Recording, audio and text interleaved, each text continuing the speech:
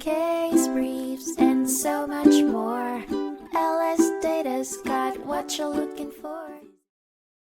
In 1980, the Court of Appeals of Indiana heard the case Vetor v. Shockey, which centered around the concept of buyer responsibility in purchasing a used home.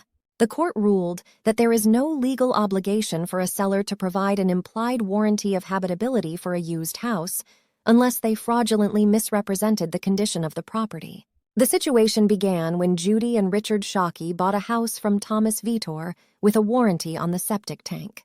Repairs were needed, but Vetor assured them the system was in proper working order. However, the Shockeys experienced problems with the system after moving in, and repairs amounted to $1,000.50.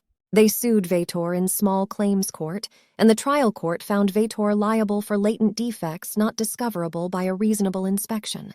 An implied warranty was established that the septic system was in proper working order. Vetor appealed the lower court's decision, claiming that the implied warranty of habitability did not apply to non-builder vendors selling used homes. The Shockeys did not file a brief in opposition to Vetor's appeal. Ultimately, the Court of Appeals reversed the trial court's judgment and ruled in favor of Vetor.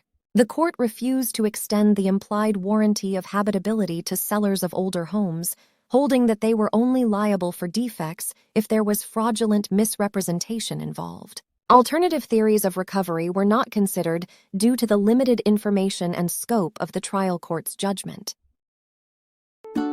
Case briefs, and so much more.